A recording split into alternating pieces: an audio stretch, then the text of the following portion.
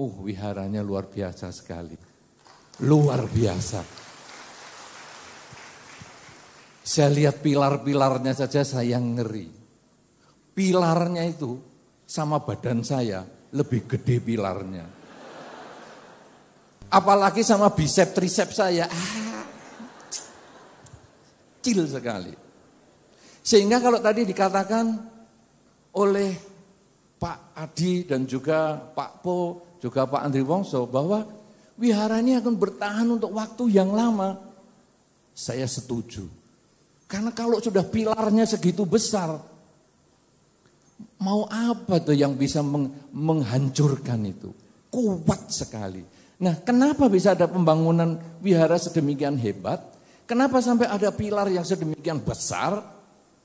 Kenapa bisa sampai ada wihara yang nanti akan bertahan sampai untuk waktu yang lama? Karena kerjasama Anda semua. Anda yang sedikit demi sedikit selalu memberikan bantuan sehingga wihara ini jadi dan akhirnya saya bisa duduk di sini. Jadi yang membuat saya duduk di sini adalah Anda semua. Kebajikan Anda semua. Dan kalau saya lihat-lihat tadi demikian meriahnya Anda mencantumkan nama Anda, baik yang dengan nama lengkap maupun almarhum maupun anonim. Wah, kalau sedemikian luar biasanya semangat Anda. Dan nanti Anda buktikan lagi setelah acara ini Anda juga tetap semangat sehingga wihara ini segera selesai, finishingnya dan lain sebagainya. Ada kemungkinan loh saya datang lagi.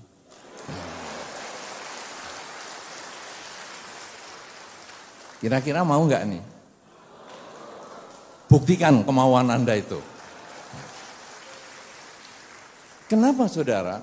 Kenapa saya mendorong sekali untuk selesainya wihara ini? Bahkan kalau bisa seperti yang tadi sudah mulai sedikit disinggung. Tanggal 9 September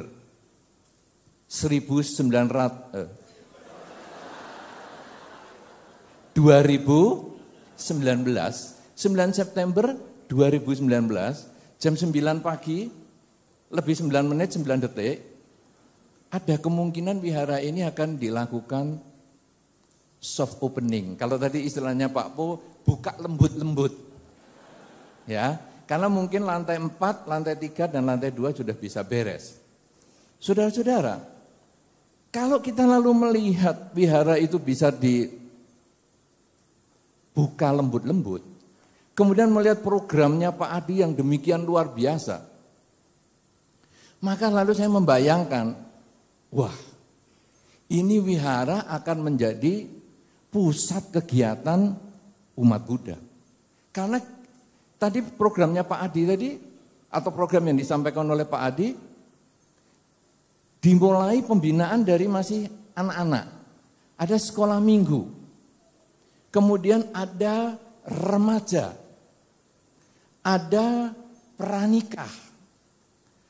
Ada pelestarian pernikahan. Ya. Pelestarian ya.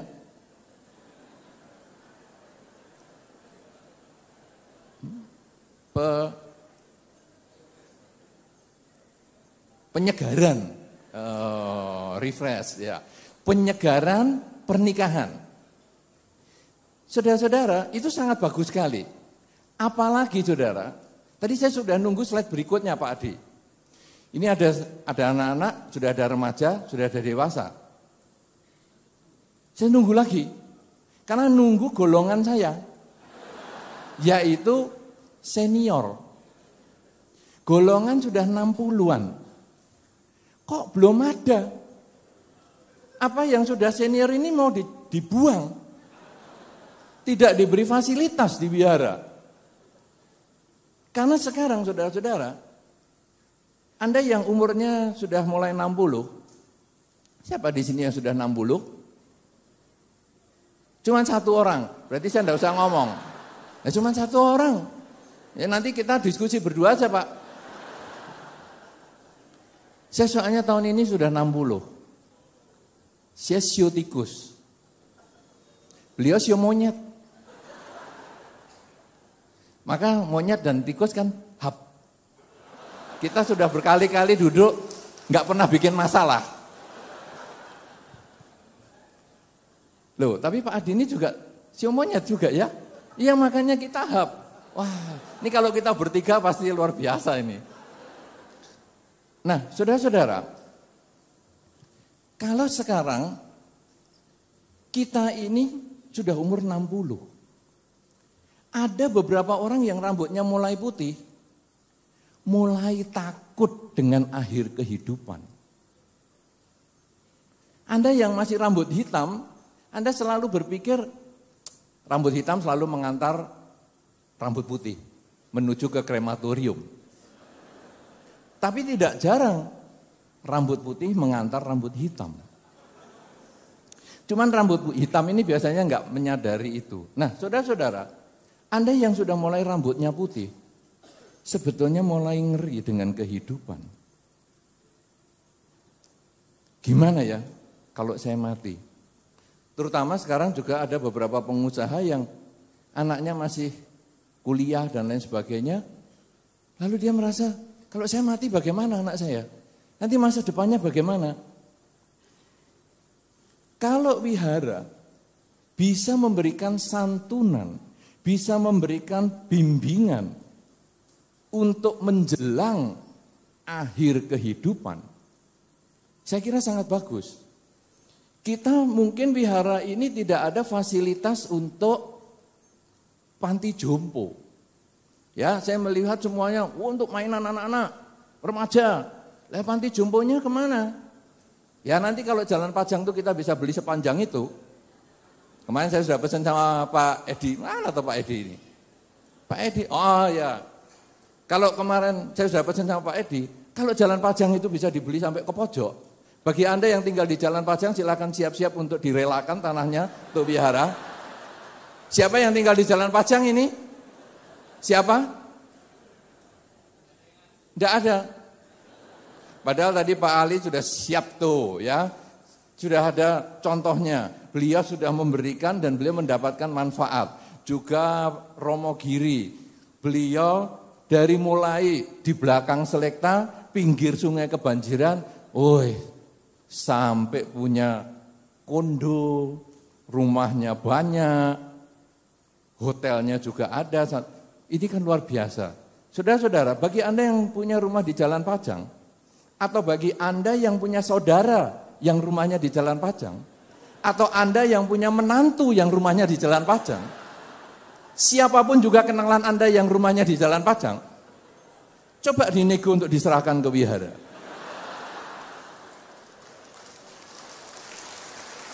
Ya. Kenapa saudara? Karena kita fasilitas ini bukan hanya untuk yang tadi saja. Kita masih perlu juga untuk orang-orang yang senior. Orang yang takut pada menghadapi kematian. Kematian itu ada pada setiap kehidupan. Kematian adalah resiko kehidupan. Tetapi saudara, perjalanan menuju kematian itu yang mengerikan. Anda boleh lihat di rumah sakit atau keluarga Anda yang sudah usianya lanjut. Anda juga boleh melihat di rumah duka. Lalu Anda renungkan, mati itu cuman kayak gini. Duit sebanyak apapun juga, kalau sakit tidak menikmati apa-apa. Di Medan ini ada rumah sakit VIP enggak? Atau VVIP enggak? Ada enggak? Ada. Saya pernah berkunjung ke satu rumah sakit yang sangat mewah. Tempat tidurnya ya bagus, tempat tidur rumah sakit. Tapi kemudian di depannya ini di satu ruangan yang sama ada sofanya, kemudian ada kasurnya untuk pengantar dan lain sebagainya. Kamar mandinya, fasilitasnya ya hangat dingin dan sebagainya, ya ada whirlpoolnya dan lain sebagainya. Saudara-saudara, kemudian saya mengajak beberapa umat, lalu saya menawarkan, bagaimana? Ini bagus rumah sakit ini? Bagus Bante, mewah sekali. Oke, mau tinggal?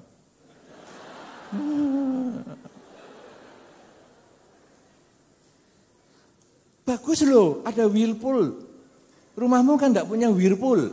Ini bisa kalau duduk di dalam batapnya itu bisa.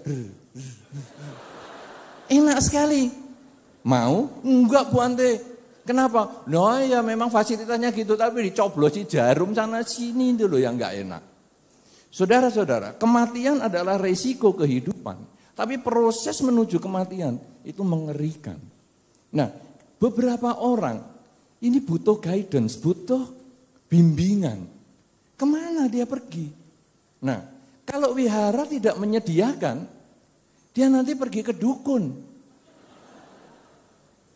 Pergi ke dukun, kemudian dia tanya, bagaimana Mbah Dukun? Kalau di sini panggilnya Datuk ya? Datuk ya? Hah? Datuk? Datuk kan? Datuk, bagaimana ini? Saya biar enggak tua bagaimana ini? Oh, di mantra ini, jampi-jampi ini. Itu kalau dukun yang masih lumayan. Kalau dukun yang sudah agak teler-teler, manusia itu terdiri dari apa?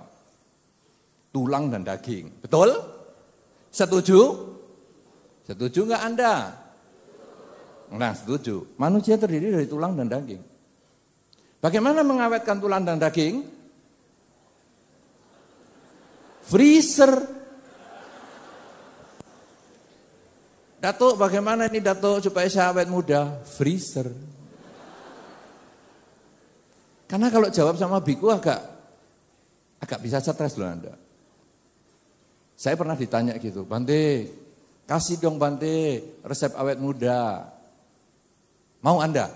Anda mau? Resep awet muda mau? Mau enggak? Siapa yang mau? Oh cuma satu orang, enggak usah. Baik, kita lalui ya. Resep awet muda kita lalui.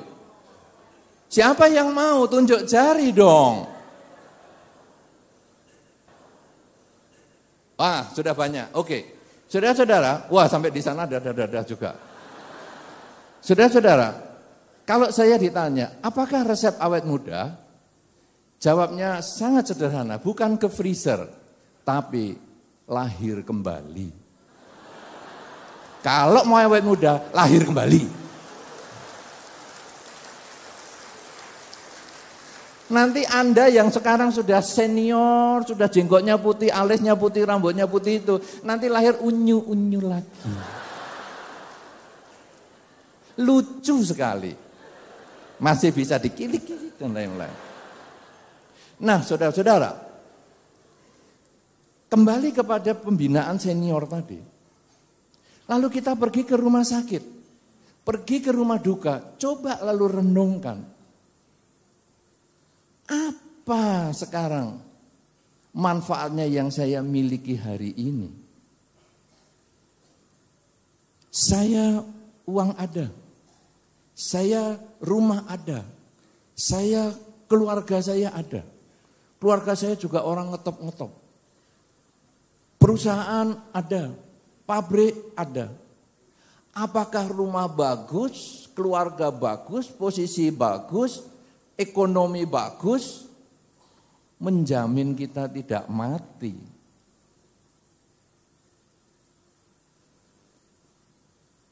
Bisa nggak dengan harta kita, dengan kedudukan kita, dengan segala macam yang kita miliki, bisa nggak kita nggak mati?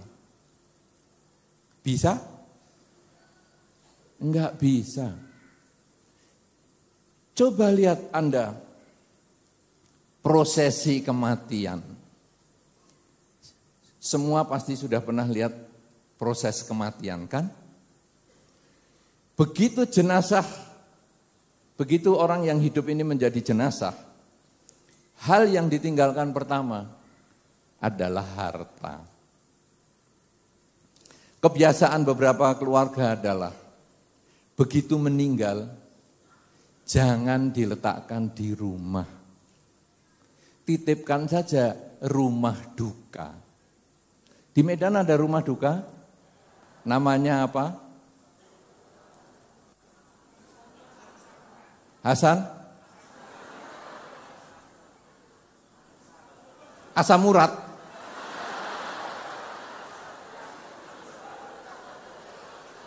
Asam menua. Ya sudahlah.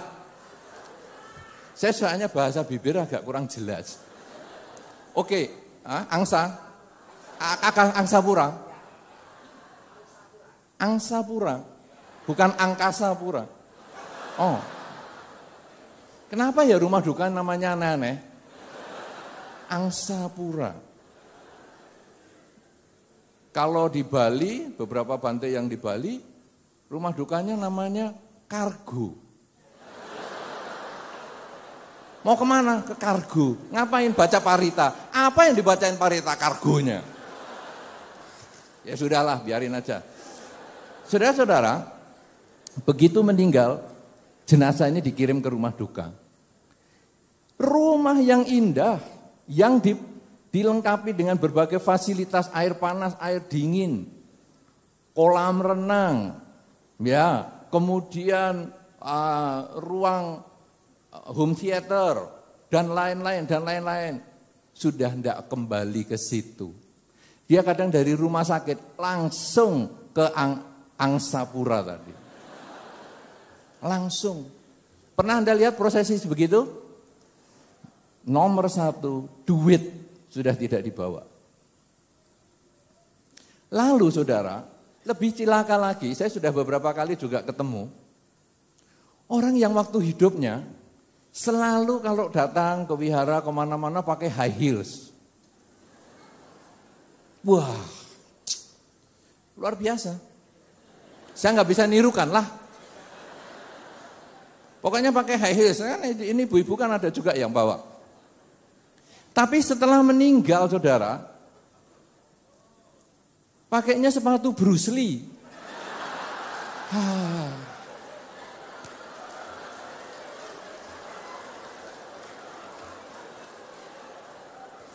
Lihat enggak Anda itu? Ya, sepatu Bruce Lee. Yang hitam itu loh. High heelsnya kemana saya tanya? High heelsnya kemana? Anak-anak yang bawa Bante. Nah itu tas Hermes dan lain-lain itu. Kenapa kok enggak dibawakan? Anak-anak Bante yang bawa. Oh, jadi hidup ini begitu meninggal langsung harta ditinggal semua. Sudah tidak menikmati apa-apa. Nah kemudian mau peti jenazah dibikin mahal sampai puluhan juta, ratusan juta silahkan. Tapi tetap yang meninggal tidak merasa apa-apa. Yang meninggal itu dulu waktu punya dolar banyak, waktu mau ditutup petinya, diisinya duit Gyamloong. Saya tanya, dolarnya mana? Dolarnya untuk anak-anak. Nipu lagi. Lebih luar biasa saudara. Ketika masih hidup, dia make up-nya itu selalu cari yang dari Paris, dari mana itu. Begitu meninggal, make up-nya itu ya bedak yang kemarin dipakai jenazah lain itu. Sikatnya ya sama, bibirnya ya yang kemarin jenazah ya pakai. Lalu saya tanya kepada make up jenazah itu, ada tukang make upnya atau jenazah itu? Anda pernah tanya-tanya enggak sama dia? Saya tanya sama dia, apa suka dukanya menjadi tukang make up jenazah? Hampir enggak ada dukanya Bante, yang ada suka. Kenapa? Enggak rewel.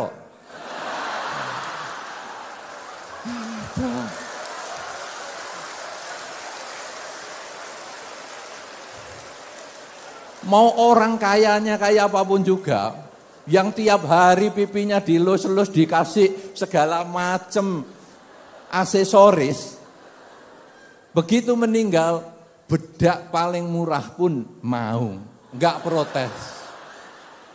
Pakai sisir yang ompong juga mau. Duit enggak ada gunanya. Kemudian saudara-saudara, begitu sudah diberesin semua, Sepatu juga sudah diganti, kaos tangan dikasih. Yang dulunya punya berlian macam-macam, ya, berliannya besar-besar, sampai kita kalau di wihara biasanya sambil nungguin dia kalau jatuh berliannya. Aduh. Saudara, pada saat meninggal diganti mutiara. Mutiaranya cuman 9. Itu pun yang seberas-beras.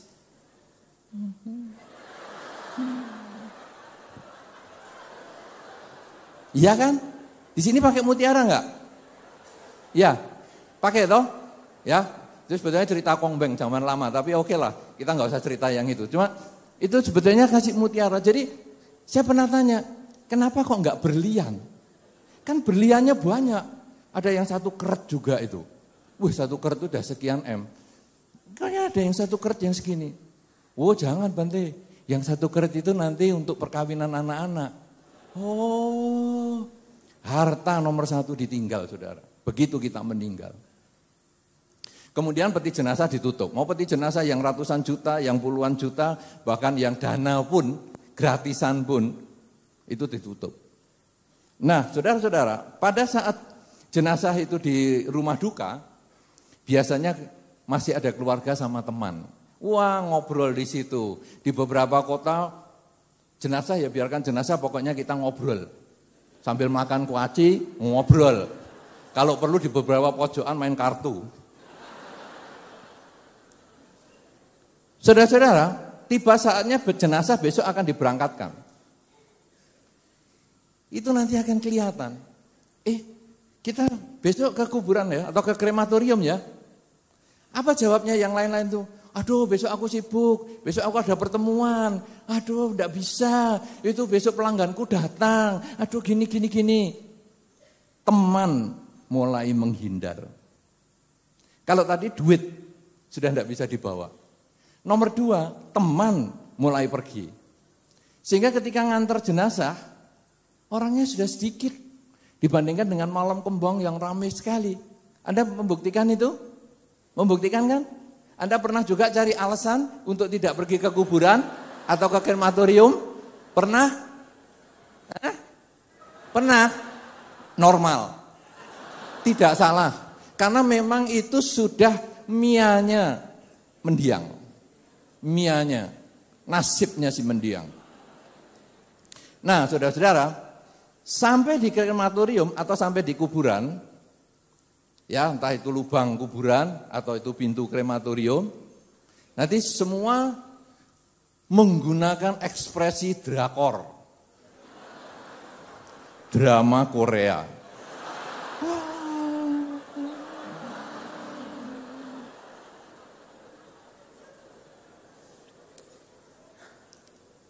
Sebetulnya kalau saya waktu lihat itu tuh sebetulnya pengen ngomong, tapi nggak berani ngomong. Karena biasanya rumah duka atau krematorium atau makam itu kan jauh dari kota. Kalau saya ngomong ini, saya ditinggal di kuburan ini. Saya enggak berani ngomong. Tapi saya sampaikan kepada Anda untuk nanti satu ketika siapa tahu Anda berani ngomong. Ya. Nah begini saudara, mereka akan nangis. Saya sebetulnya pengen tanya, mau ikut? Pertanyaannya hanya 2 kata, mau ikut. Cuma saya nggak berani. Daripada saya nggak diantar pulang toh. Soalnya kalau kita biasa ke pernikahan, Anda yang biasa di pernikahan, biasanya selalu ditanya, kapan nyusul? Kapan nyusul? Itu saya salah satunya menggunakan jubah itu biar nggak ditanyain itu.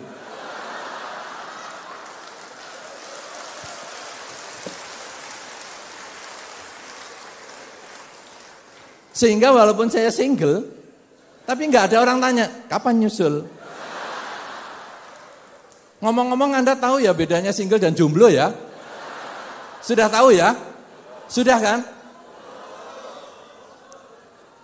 Ada yang tahu? Oke.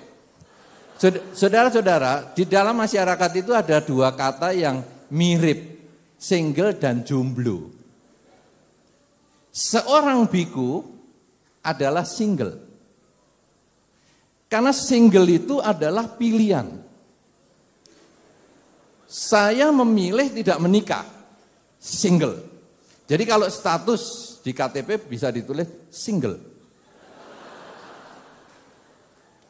Tapi kalau jomblo, itu keadaan. Itu keterpaksaan. Sudah jatuh temponya masih sendirian. Ya. Nah, saudara-saudara, kalau sekarang ada pernikahan, biasanya kalau belum pakai jubah akan ditanya, kapan nyusul? Kapan nyusul? Tapi begitu pakai jubah dia nggak berani tanya. Nah, pada saat pernikahan itu bertanya kapan nyusul, pada saat kematian kita juga boleh tanya, kapan nyusul? Tapi takut benjol. Jadi saya hanya menginputkan kepada 3.000 orang ini supaya nanti orang-orang boleh tanya ke lingkungannya masing-masing. Pasti nanti drakornya itu berhenti. Saudara-saudara, artinya begitu sekarang kita tanya, kapan nyusul? Dia tidak berani nyusul. Begitu meninggal, duit ditinggal, harta ditinggal. Mau diberangkatkan dari rumah duka, teman meninggalkan kita.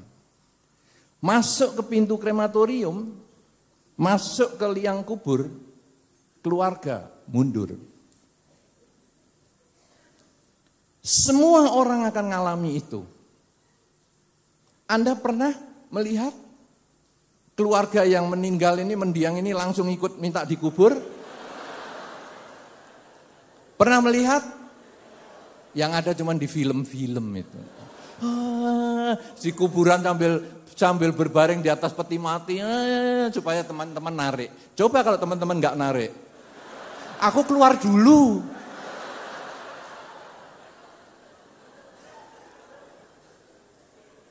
Saudara-saudara, ketika kematian datang, semua meninggalkan kita. Tapi akhirnya yang sendirian ini pergi diantar oleh perbuatan-perbuatan baiknya dia. Atau perbuatan-perbuatan jeleknya dia. Perbuatan baik dan buruk itu dilihat dari sambutan pada saat jenazah akan diberangkatkan atau akan dikremasikan. Itu ada sambutan. Saudara-saudara, sambil didengarkan musik yang agak mendayu-dayu. Saudara-saudara, kita sangat bersedih sekali karena mendiang ini adalah orangnya baik sekali. Ya, beliau ini ya sudah berniat untuk punya tempat di Pineng.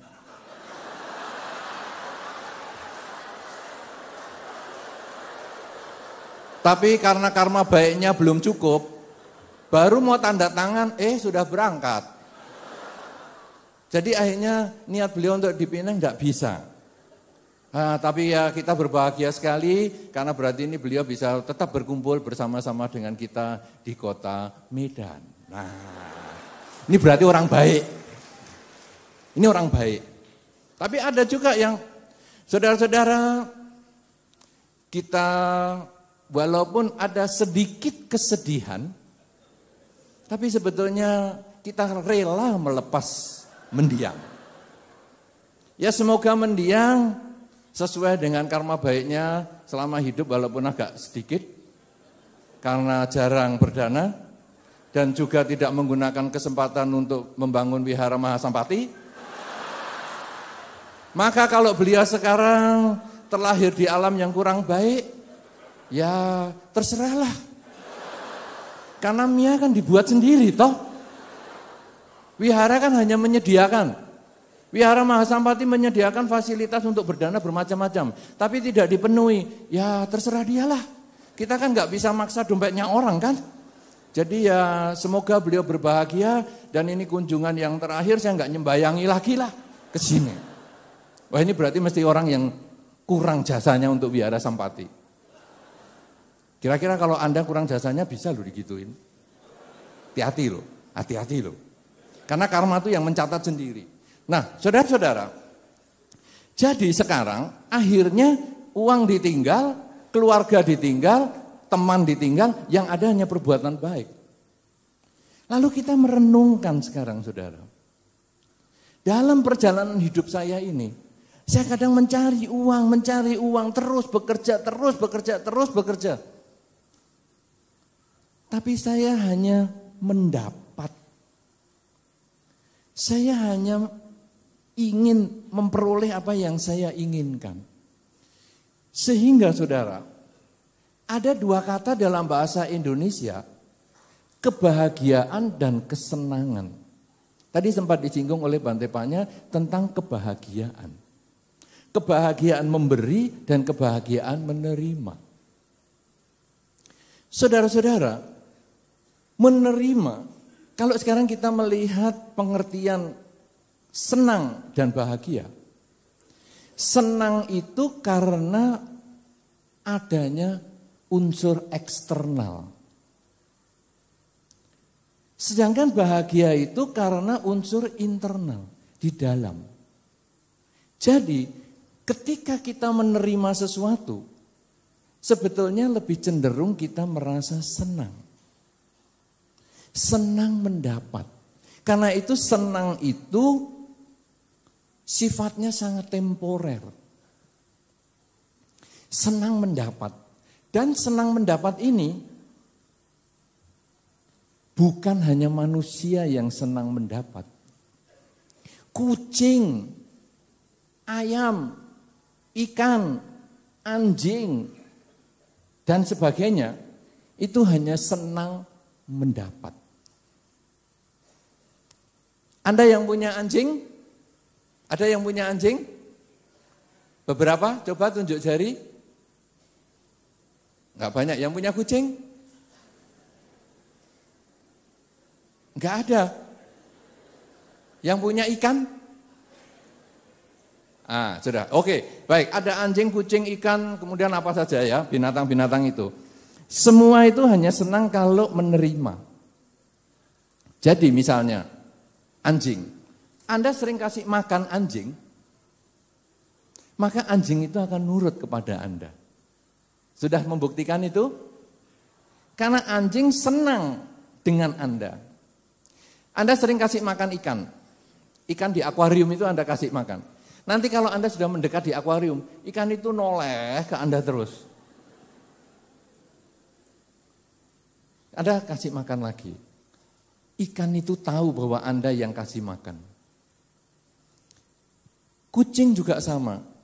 Kucing paling jelas kelakuannya. Dia waktu kita makan, dia datang bermanja-manja. Wah, suka di kaki kita nempel-nempel. Kemudian kita kasih apa misalnya, kerupuk misalnya. Dia makan. Terus dia nggak ngomong terima kasih, nggak ngomong apa, pergi dia. Itu makanya kalau ada orang dikasih apa-apa nggak terima kasih itu kok kamu kayak kucing ya. Sudah dikasih makan kok terus pergi. Nah, saudara-saudara, ini kucing gitu, kasih makan, senang dia nerima, pergi. Nanti karena kesenangan itu waktunya pendek, dia datang lagi. Karena kita hari itu sudah selain makan kerupuk, kita juga makan daging. Akhirnya kucing kita kasih daging, senang lagi, dia pergi lagi. Itu kesenangan, hanya terima. Tapi kebahagiaan itu unsur eksternal, internal, dari dalam. Dan itu berjangka panjang. Kebahagiaan itu adalah karena kita bukan menerima, tetapi memberi. Menerima itu level awal. Kalau Anda hanya senang menerima, itu level awal. Tapi ketika Anda mulai berpikir untuk memberi, ini level yang lebih meningkat. Istilahnya Bante Panya tadi, di-upgrade. Anda sekarang berpikir untuk memberi. Jadi, saya sekarang apa ini? kepada orang yang menderita. Oke, saya mau memberi. Memberi apa? Macam-macam. Kalau istilahnya Pak Po, memberi yang paling sederhana adalah memberi doa. Ya, kita bantu doa. Cukup. Jadi ada orang susah, orang sakit, kemudian kita bacain doa. Parita apa-apa, bisa. Memberi yang level yang lebih tinggi, sakit apa? Pusing. Oke, saya kasih obat. Saya biasanya kalau pusing, begitu loh. Kita kalau sudah senior, ini makanya perlu pembinaan senior itu. Karena orang itu kalau ngomong itu berdasarkan umur. Kalau umur masih muda, biasanya dia bercerita tentang, bapakku begini, mamaku begini. Woi, aku barusan dibelikan mobil, aku barusan dibelikan ini. Itu kalau masih muda.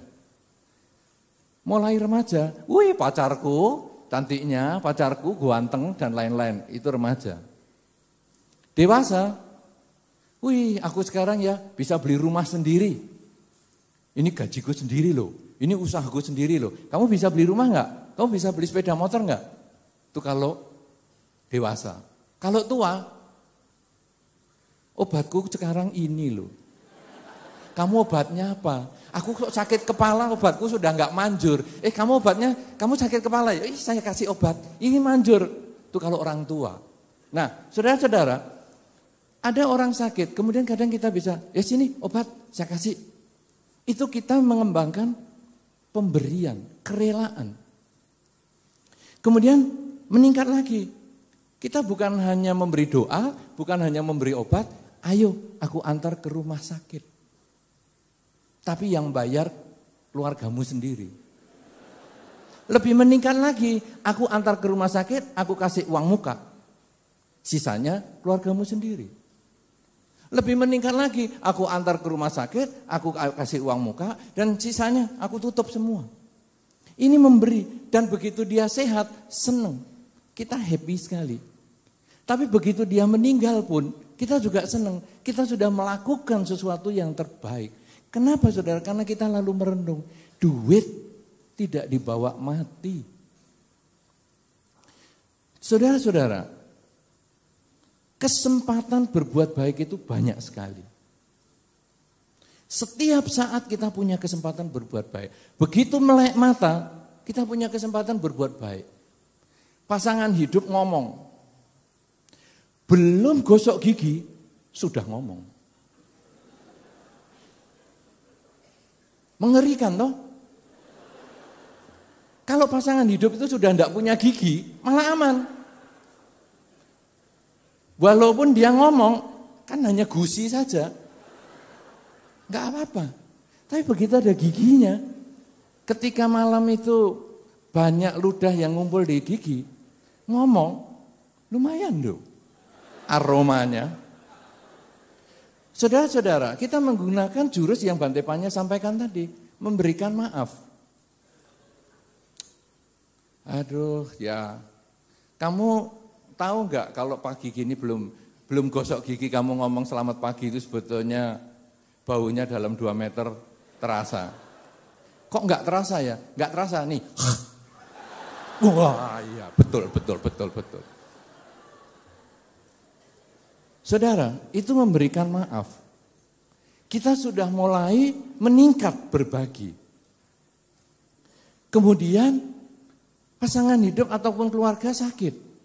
Kita juga mulai mengurus dia. Kenapa saudara? Karena sesungguhnya apa yang kita miliki ini satu persatu akan kita lepaskan. Kesempatan berbuat baik itu banyak sekali. Dengan pasangan hidup, dengan anak. Kemudian kita berangkat kerja ke kantor. Dengan satpam, kita selamat pagi. Ya. Kemudian dengan office boy, apa kabar? Kamu kemarin kan ayahmu sakit, apa sudah sembuh? Belum, bos. Oke, bawa ke rumah sakit nih biayanya. Itu kesempatan berbuat baik banyak sekali. Kita juga tahu itu perbuatan baik. Cuman kadang-kadang kita itu menghindar, menolak. Itu seperti yang Pak Andri Wongso sampaikan tadi. Fundraising. Begitu ada tulisannya fundraising, biasanya kita lalu menghindar. Enggak usah ke sana. Ini pasti mau untuk dimintain dana. Enggak usah. Wah, tapi kan itu dananya untuk yang besar-besar, yang 108, yang 188. Enggak loh, dana kecil-kecil juga dimintain tuh. 100.000 ya, 50.000 ya. Aduh, panitia nggak mau rugi nih. Saudara-saudara, kita lalu lari dari kegiatan-kegiatan itu yang seperti Pak Andri Wongso sampaikan itu betul sekali. Tetapi Anda tidak. Karena Anda orang-orang Medan ini benar-benar luar biasa. Luar biasa sekali. Punya kesadaran untuk berbuat baik. Lahan kebajikan di luar banyak. Tetapi di sini lahan kebajikannya bisa dimaksimalkan. Seperti yang Bante Panya tadi sampaikan, sumur itu kalau kita ambil airnya, saya mendengar di Wihara Mahasampati dulu keluar air besar sekali kan. Dan ketika ada kemarau panjang, kemudian penduduk kampung ini tidak punya air, ngambilnya dari wihara, betul Pak Edi? Betul nggak ini? Dari informasi yang saya dengar ini. Pumpnya rusak, akhirnya mengambil dari wihara. Coba saudara, sumur itu ketika kita manfaatkan, bisa untuk memenuhi kebutuhan orang banyak. Tetapi kalau sumur itu tidak dimanfaatkan, jumlahnya ya tetap. Anda yang masih senang lihat sumur asli zaman dulu, airnya itu tidak meluap loh. Kalau Anda tidak gunakan, tapi tetap di situ. Tapi ketika Anda gunakan, airnya bisa dipakai terus, tapi jumlahnya sama. Saudara-saudara, kebajikan juga demikian.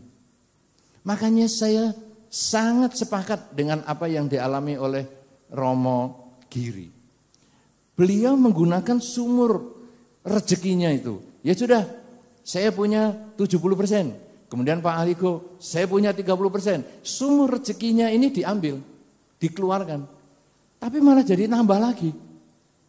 Malah bisa punya rukonya 3, kondonya 1, kondotelnya 1, dan lain sebagainya. Ini kan luar biasa. Nah, saudara-saudara, contoh yang Romo Giri tunjukkan, contoh yang Pak Aligo tunjukkan, contoh yang semua tadi sudah dengarkan, itu bukan hanya sekedar Anda dengarkan dan manggut-manggut. Tapi sudahkah Anda berniat meniru mereka?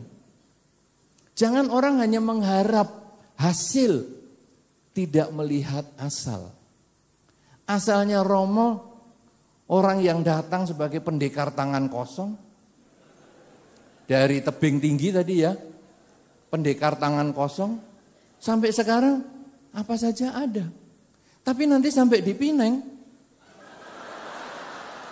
ya tetap kosong. Tetapi saudara, datang kosong, pulang kosong. Tapi selama hidup di dunia ini, beliau memberikan manfaat. Manfaatnya apa? Wihara Mahasampati.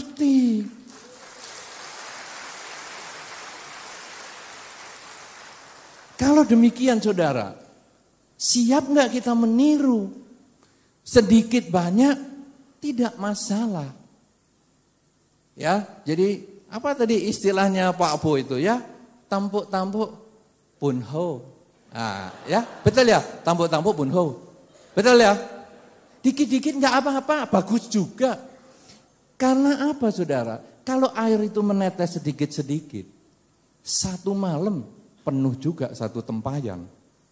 Kalau Anda melakukan perbuatan baik itu dengan sering, maka kebajikan Anda itu akan kembali kepada Anda. Duit tidak akan Anda bawa mati, keluarga tidak akan Anda bawa mati, teman tidak akan Anda bawa mati, tetapi kebajikan itu yang Anda bawa mati. Dan kebajikan itu Wihara Sampati sudah menyediakan berbagai cara. Ada yang dengan Buddha Rupang, ada yang dengan berbagai hal, mungkin masih nanti fasilitas kelasnya lah, mungkin mejanya lah, mungkin apanya lah, mungkin nanti untuk beli di Jalan Pajang lagi, untuk panti jompo dan lain sebagainya. Itu semua adalah karena kerja keras Anda semua. Karena itu saudara-saudara, kehadiran saya di sini sekali lagi saya ingatkan, bukan hanya atas undangan panitia, tetapi karena kebersamaan Anda. Sehingga Anda bisa mewujudkan wihara Mahasampati seperti hari ini. Tetapi jangan berhenti untuk bekerja sama. Jangan berhenti untuk berbuat baik. Karena wihara Sampati hari ini masih akan terus berproses. Dan proses ini membutuhkan kerjasama Anda lagi. Terus kerjasama Anda lagi sampai proses ini selesai. Sampai jalan Pajang itu terbeli semua. Maka saudara, nanti saya akan bisa sering-sering ke sini.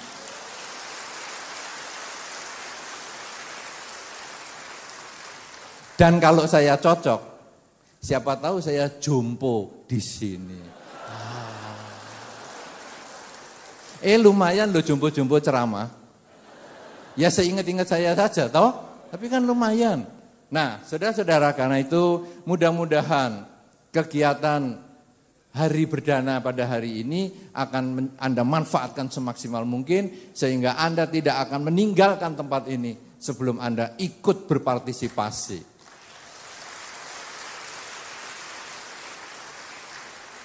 Terima kasih kepada panitia yang telah menyediakan kesempatan ini. Terima kasih kepada